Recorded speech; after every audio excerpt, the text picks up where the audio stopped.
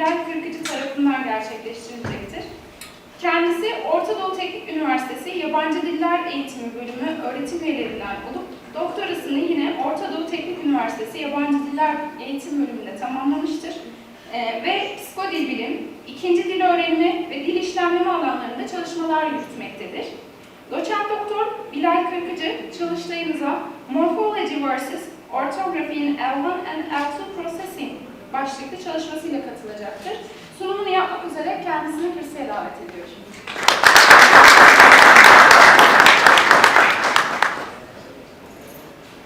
So I'll switch back or over to English. Is that fine? Yeah. Okay, so thanks for the invitation, first of all. I'm happy to be here. And yeah, so this is going to be on morphology versus orthography in L1 L2 processing.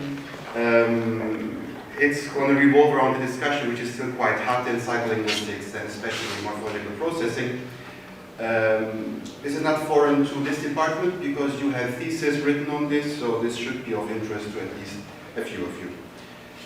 Okay, so this is basically on language comprehension, on how language is comprehended, on how words are being processed. So let's take a sentence like this: the student opened the window, and let's focus on opened.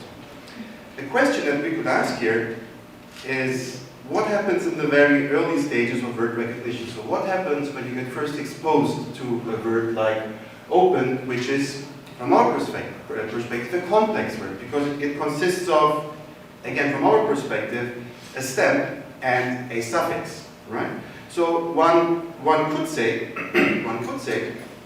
that you have a stem and then you have an affix, and these need to be decomposed, so something like affix stripping. Or you could say no. Well, open is just one single entity, and there is nothing like affix stripping. So this would bring us to a very important debate that has been quite long-lasting in the field, which is the one which compares full listing versus decomposition. And this basically is about the question whether a series of mechanisms or just one mechanism is at work in language processing, and in particular in morphological processing. A second related question would be whether or not there are differences between L1 and L2 processing, but I'll get back to this in the course of my speech. So this here, for example, would be a very simplistic, oversimplified representation of the debate at hand. So you could say that whenever you see a complex word, it is decomposed, so you get the stem and the affix, which gets separate representations, they're separately accessed, or you could say no, all forms, whether inflected or derived of the same stem form, are undecomposed and they're simply stored in the mind. This would mean that open, opening, open, opens, opener are all stored as such. There is nothing like decomposition, right? So these would be the two extreme, say, standings in this discussion. Now there have been quite a few theories on this. Some of these are based on single mechanisms, which in turn then can be based upon the way they take it. Some say, well, this is all based on rules. You only have rules, so very much in the line of what Chomsky proposed in the past, but which is a bit outdated. Although Charles Yang has a recent study on this. Or you could say, no, this is all catered for by a single associative mechanism. Right. Let me skip this and come to the single associative mechanism. Today we have forms of this which are called connectionist networks or PNP models, whatever. And well, these models make no grammar lexicon distinction. In other words, what we teach in courses, this distinction between the lexicon and the grammar, is something that we suppose as linguists. These people say there is nothing like a lexicon, there is nothing like a grammar.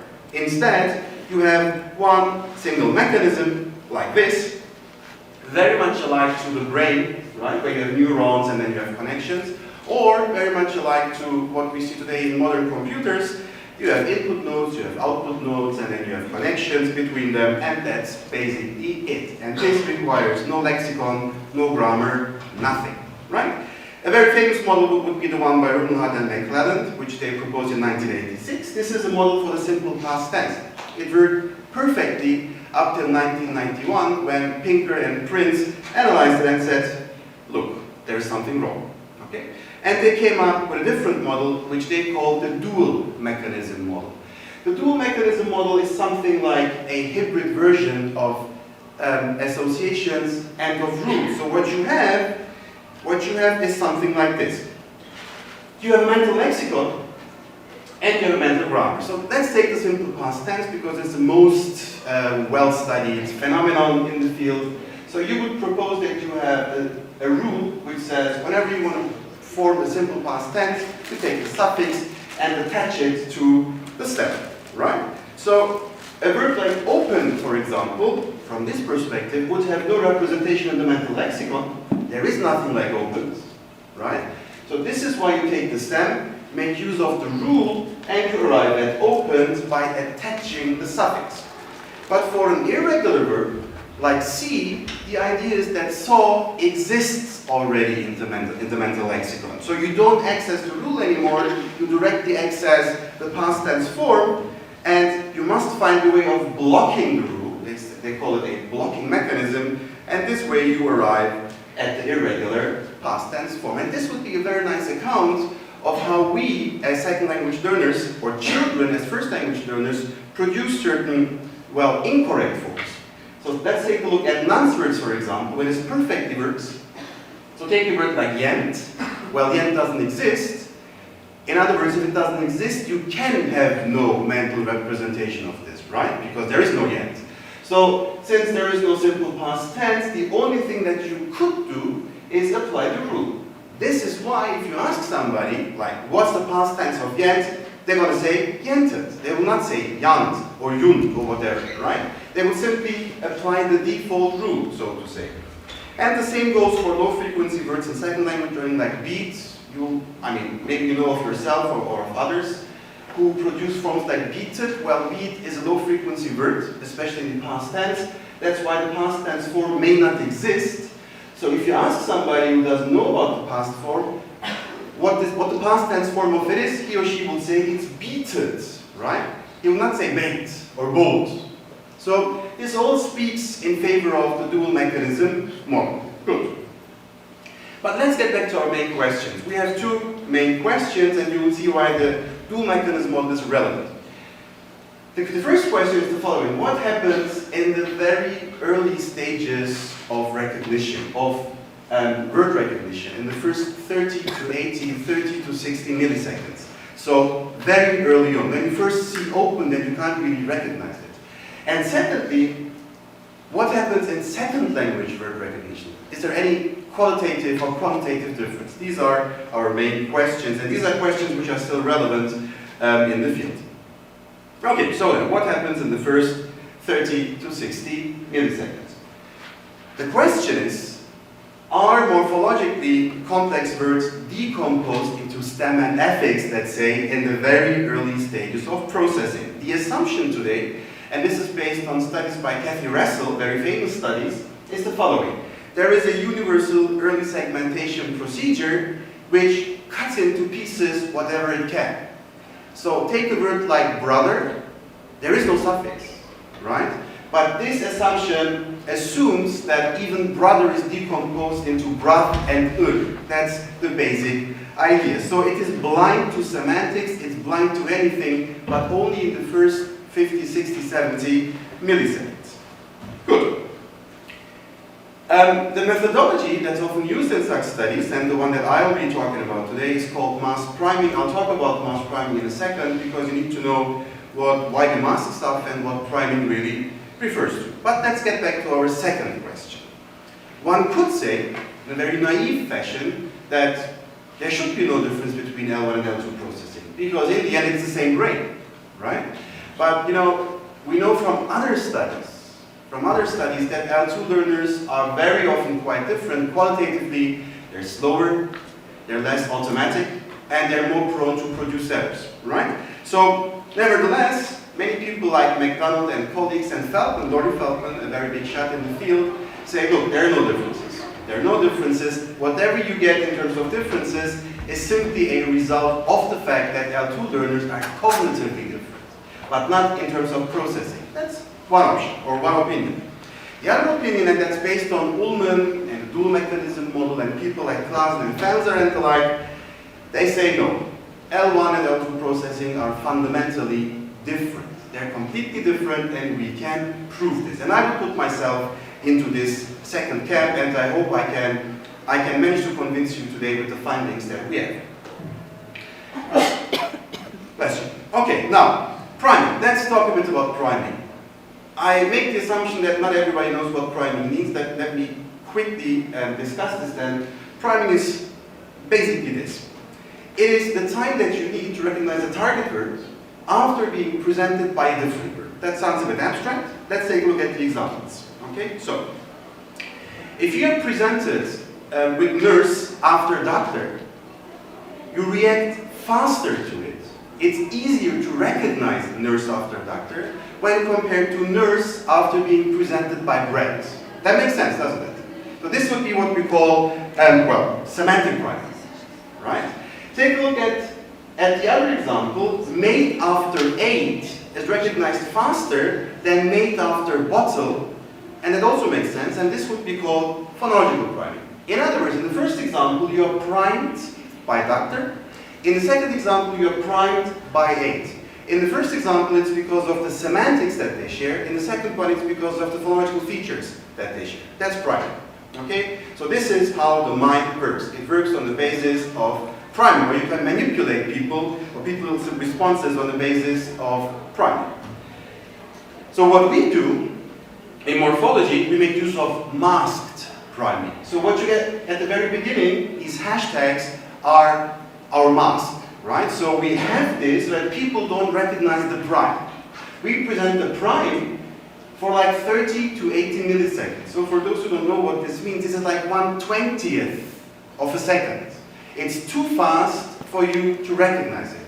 So people are not aware of the fact that they're presented with something here. It's subliminal, okay? So, and then they get a target. And then we ask them to make a decision. Is this a real word, yes or no? In other words, have you accessed this before, or have you been primed by this? That's the idea. Right, so in morphology then, we have pairs like, I'm switching to Turkish examples, sağlık sa versus sağ sa, and say basit sa. Now, if after being presented with sağlık as a prime for just 50 milliseconds, you are as quick in recognizing sa as you are in sa, well, this means you have been primed, right? And this also means you have decomposed the word, because you have now accessed sa twice. If you're slower, then there's no priming, okay? Now, if we find differences between L1 and L2 speakers, then this means they are making use of different mechanisms. That's the basic idea, very clear cut, okay? So, there have been many studies on this. So here I've just, a couple of them, as you see, is basically on English, German, English, German, English, English, German, right? Boring. In terms of L1. You have different types of L1 backgrounds like Chinese, German, Japanese, etc. And, you know, the types of phenomena that have been investigated are various, but then again, it's all English and German. That doesn't tell us much, right? So we need to have different types of languages. The results of these studies provide you with a very clear pattern in first language acquisition, in first language processing. The bold-faced ones, you always get priming for inflection and derivation if it is an L1 study. In L1 studies, you sometimes do get priming, you sometimes don't get priming. In other words, the results are a bit, well, if you conflate them, you arrive at not so clear-cut results, which means we need more studies in different languages. Okay, I don't want to spend too much time on Turkic. You all know how it works. It's extremely productive, just like Finnish, so it's a very extreme and very interesting language. It's agglutinative in the sense it's different from English and from German, right? You get no difference in the stem, which makes it easier to analyze. And you can derive millions, hundreds of millions of word forms on the basis of one single root. And this is very interesting, right? It's quite different from all languages that have been studied before. Good. Now, what we tested in our studies are inflection and derivation in Turkish. We took a look at the Turkish aorist. I'll tell you what this is in a second for those who don't know what it is. We took a look at Turkish derivation as well because we wanted to compare inflection and derivation. So we had the adjective nominalization suffix lık, like in hastalık. Then we had lı and sız, like in mutlu and mutsuz. And we all ran similar studies. So just a few words on the aorist so that you understand what this really is. This is the form that we get in 2 kere 2 4 eder. Okay, this er at the end. This is an interesting suffix because it's extremely regular. It is very productive, so you can add it to almost all verbs. Durur, gider, gelir, uyur, bayılır, so completely devoid of restrictions. And it's extremely frequent, and that's important to us because we also want to test second language learners. And when it comes to the derivational suffixes, well, you all know what lık and the others stand for. In lık, you produce nouns on the basis of adjectives, right? So it's the adjective nominalization suffix, like hasta, hastalık, delilik. And with lı and sız, you compose again derivation forms. What's interesting is that lı and sız also produce a very nice semantic contrast. Okay, so güçlü and güçsüz are definitely contrastive in terms of the semantics, right? So this would be the linguistic phenomena that we took a look at. What we did is the following. We made use of mask visual priming. I just talked about this. So we had the mask, and then we had the prime and the target. We presented the whole experiment on the laptop computer, so they're easy to run. And all primes were in lowercase letters, and all targets were in uppercase letters because we don't want them to overlap in any sense. Okay, we want them to be completely different. This is our design. Let me quickly introduce this.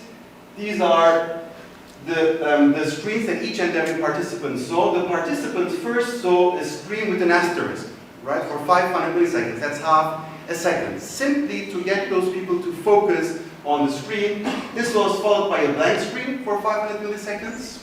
And then they had the hashtags, and then the primes for 50 milliseconds, so 1/20th of a second, that's nothing.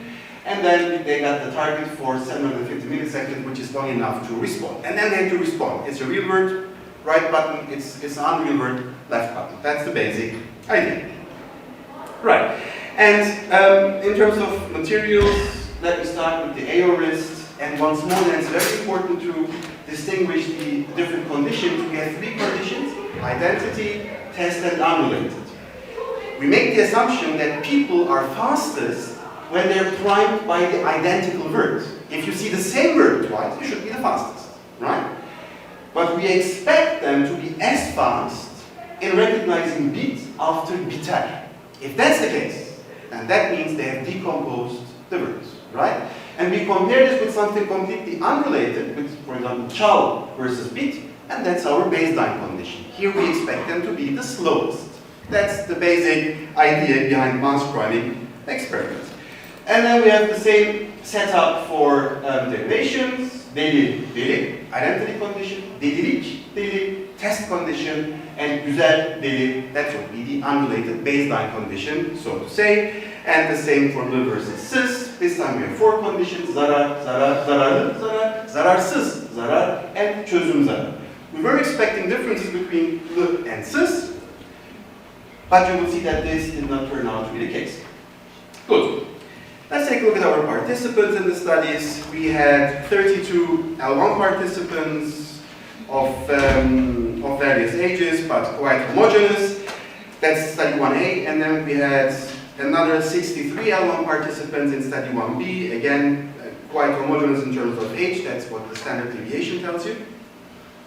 And these are the results in study 1. So let me talk you through this, then you'll understand the rest, otherwise you'll just get lost. So take a look at the left part there. That's inflection, right? The aorist. So what you see in the green bar, that's the test condition, right? So gider.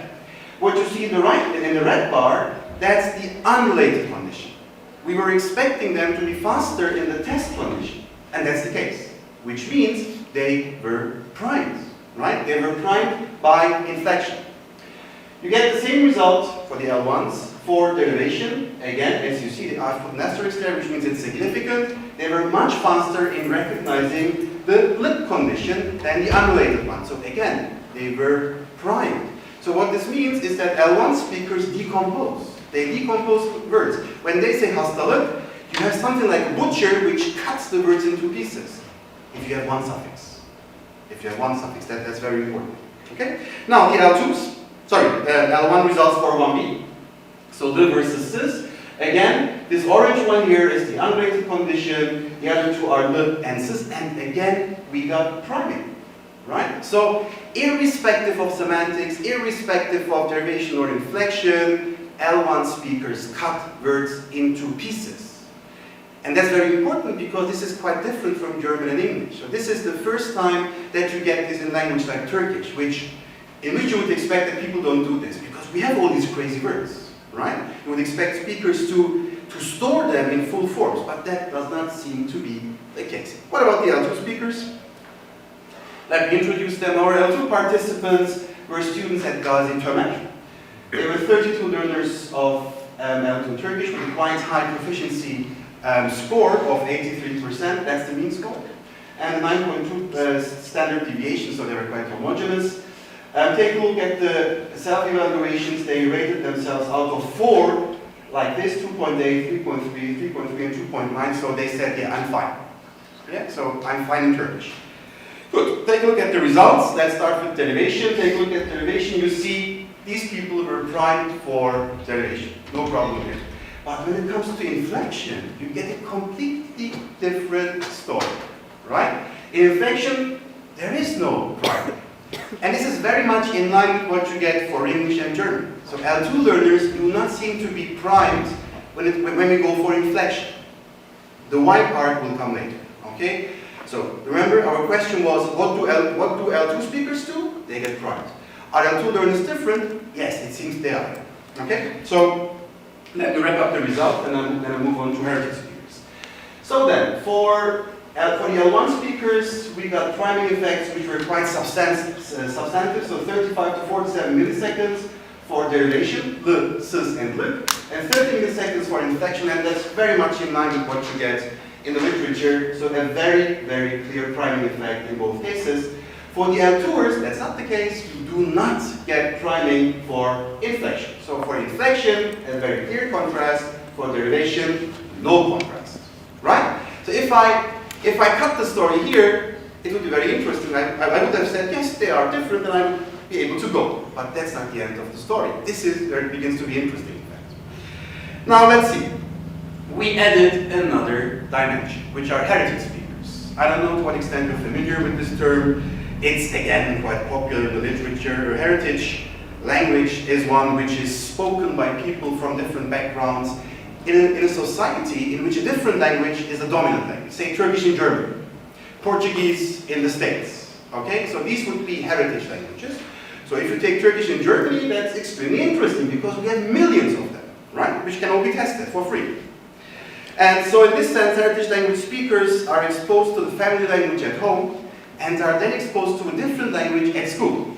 This may create some problems. Our question is, we don't care about the problems, we care about processing. Do they process the language differently? Should we put them in the L1 bin, or in the L2 bin, or are these completely different? That's our question, right? Okay, so you all know from your relatives in Germany that they have problems. They speak this strange variety of Turkish, right? They have different kinds of word orders and pronunciation, etc. So this is exactly the case for all types of heritage languages. You get qualitative and quantitative differences and changes. They have no academic support, just like in Germany, and non-native like competence and use of the language is really the case. They don't speak like we do, right? In this sense, they resemble second language learners rather than first language learners. That's the idea in the literature. Okay, let me skip this. So, a question then that I just asked would be, and that would be very interesting, is the following: would they go with L1 learners or with L2 learners? That's the basic idea. Okay, but first I have to prove that Turks in Germany are really heritage speakers, right? Because I can't simply assume that. So Turks make up the biggest number, the biggest group of, well, whatever you call them in Germany, okay? And it's very problematic because we have no real accounts of general language proficiency, of the degrees of bilingualism, of language loss. It's all a bit weird, okay? But that's not enough to put them into that bin. Take a look at this. This is from Yıldız 2012. The languages spoken at home. It's mostly Turkish, right? Languages spoken with Turkish friends is mostly German. That's typical of the heritage language. And you know, then very interesting outcomes from the questionnaire. The question, a statement like this: a Turkish student living in Germany does not need to function well in Turkish. Well, most of them agreed, right? Most of the Turks in Germany agreed, so they don't really care about Turkish. In this sense, it's very typical of a heritage language to lose in terms of prestige, right? So they care about German, basically. So as you live in Germany, German is more important, and again, they predominantly agree, right? So I think we can easily classify this as a heritage language. And we have other statements from other studies where this is called a defective variety, etc. I'll just skip this. Now, we went to Berlin, and we found these heritage speakers, 39 of them, which were comparable to our L1 and L2 speakers, and they're all living in Berlin, they acquired Turkish from birth, whatever that means, and started learning German, AOA, age of acquisition, at 2.6 years. They were quite good in Turkish, that's what the test tells you, and quite good in German. That's again what the test tells you. It's open to discussion what proficiency means, but that's a different story. Okay? And they reported that they use Turkish to the extent of 83% with parents, but not so much with their friends. Okay, so this is exactly what we were looking for. These are the results. Take a look at this. You get priming for inflection and for derivation. Now, if you take these results and add them to the table that I had before, they just look like the L1 speakers. But they're not L1 speakers, clearly not, right? So there must be something that we can add to this. That was it, because this here would be an incomplete picture. I could start here, and I could say, look, I have 3 beautiful groups, and 2 groups go with each other, they form one group, and we'd all be happy. But no, we need to move on.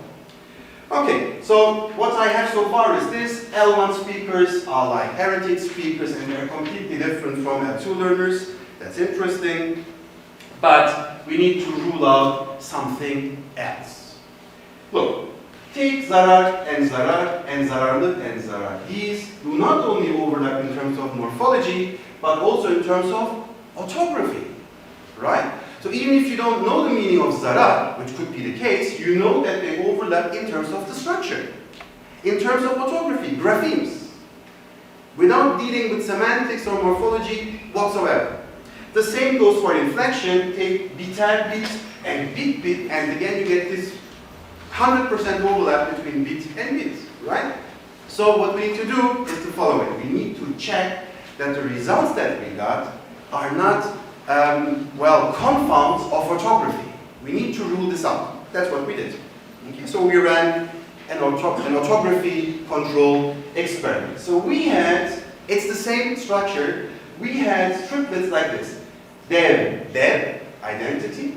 Devre, test. Well, in devre, there is no morpheme. Re is not a morpheme, right? So, if it's simply something that happens on the basis of orthography, then these people should decompose this. You should get priming for devre, dev. This would mean that they cut even re in a very blind fashion. And then unrelated, üslup versus dev. Okay, so we did this, and these are the results. Let me start with the L1 results. What you get here is no priming. So L1 participants, normal, boring native speakers, do not prime for orthography. And that's very important. What this means is that the effect that we got for native speakers in terms of morphology is real. It's real. It's not a result of orthography. And these 4 to 18 milliseconds are very much in line with what Russell and Davis found in their meta-analysis of previous studies. Good. L2 speakers, 14 milliseconds, no problem. So don't forget that the re in the re is not a legal suffix. Right? This is different from brother, bruv. where the ır at the end is a legal suffix. It's completely different. In this sense, the accounts that we have cannot really explain this. Okay, instead it seems that this is modulated. It's a result of the individual group properties. Don't forget, these people in Germany are not exposed to the Turkish written system really. They speak a different variety. It's mostly spoken, right? They just listen and speak. They don't read, they don't write in Turkish to a certain extent. And in school there is no Turkish. You get the low level of prestige and you get a very nice account. These people don't really care much about Turkish. And this seems to reflect on their processing. In a way, these people process Turkish through German, the language that they learned first, right? And you know, the sh and the soft g and whatever in the orthography, they may appear later on. Okay, so can we say then that heritage speakers are focused more on orthographic forms but are otherwise just like L1 speakers? No, that would be an oversimplification, and this is very clear when we take a look at the results that we get, right? So the amount of priming that you get for orthography is as big as the amount that you get for derivation and inflection. In other words, there seems to be no morphological processing. It's all based on orthography, okay? So our account is one in which we say, well, heritage speakers rely basically on orthography. Morphological processing really lags behind. This may be something that possibly will develop later, but it may stay as such till the end of their acquisitional process. Okay, and this is where my story ends. But you know, there is still a lot that can be done, especially in the Turkish context. So I'd like to thank a couple of people, notably my collaborators, Tübitay and the Academy, and of course you for listening. Thank you.